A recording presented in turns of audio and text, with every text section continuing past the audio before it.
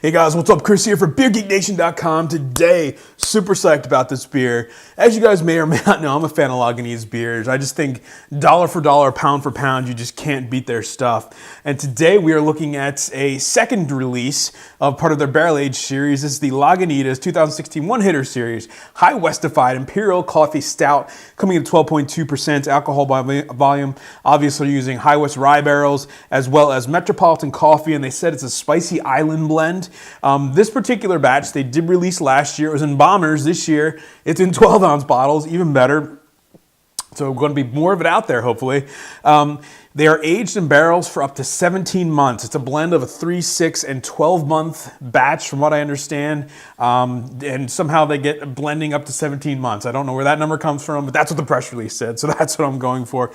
This is one of my favorite beers of, I guess it actually came out in March of 2016, so almost a year at this point, but one of my favorite beers of 2016, and it's incredibly affordable. For a 22-ounce bomber of like a 12% barrel-aged Imperial Stout, I think it was like $12.99 or $11.99, like just something absolutely absurd. It was an absolutely delicious beer, so hopefully they follow through with that pricing and keep the 6 packs, or yeah, they do 6 packs, right, of this one equally as priced. So let me get into a glass. How about that? Let me tell you guys how it smells, tastes, give you the final verdict on the Lagunitas High West-ified Imperial Coffee Stout. All right, guys, the aroma. Oh, wow. Yeah, tons of toasted coconut from the bourbon barrel. Lots of green pepper skin, a spicy kind of coffee flavor, chocolate, bourbon, some dark fruits in there. Definitely a little bit of raisin and plum, but a ton of bourbon barrel in this one. All right, guys, so the taste. Cheers.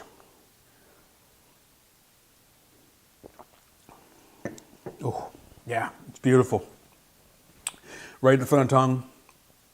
Silky smooth, dark chocolate, toasted coconut, vanilla, those bourbon barrel essence just blending with chocolate, coffee coming through, definitely like an espresso bitterness, middle of the mouth, more of that green kind of spicy pepper skin I'm getting from the coffee. Dark chocolate, a little bit of like a mocha flavor in there, some vanilla characteristics coming through, that toasted coconut hanging out in the middle of the tongue as well, sweet in the aftertaste but not cloying at all, more of that bourbon barrel. The rye whiskey kind of hanging out in there. Again, more dark chocolate just covering the entire palate. Coffee lingering, but definitely there more. It's like an accent point, but it's definitely there. That green pepper skin, you can tell it's super fresh coffee. Not sure if they cold brewed it or not. I am getting a little coffee bitterness in there, but it definitely has a cold brewed flavor to it rather than like a coffee bean type of flavor. Very, very nice stuff. 12.2%. You get a little bit of heat on the back of the throat, but as far as sweetness, as far as alcohol burn, not really there. It's a very, very well-crafted beer. All right, guys, so the final verdict on the Lagunitas High West-ified Imperial Coffee Stout, 12.2%. Available probably not right now, but probably very, very soon. So if you see it, pick it up, because, guys, this one's getting an A+. Absolutely world class. This one hangs with Goose Island Bourbon County Stout, no problem. Maybe not as quite bourbon barrel forward as Goose Island, but it is a bigger beer, so it's going to get more of that bourbon barrel characteristic out of it. I'm nitpicking at that point, but it's so well made. Tons of coffee, but not overwhelming. A really solid base beer. Lots of chocolate, dark fruits. That bourbon barrel is there just enough to kind of make the beer very, very cohesive. The toasted coconut, vanilla flavors really bring it all together.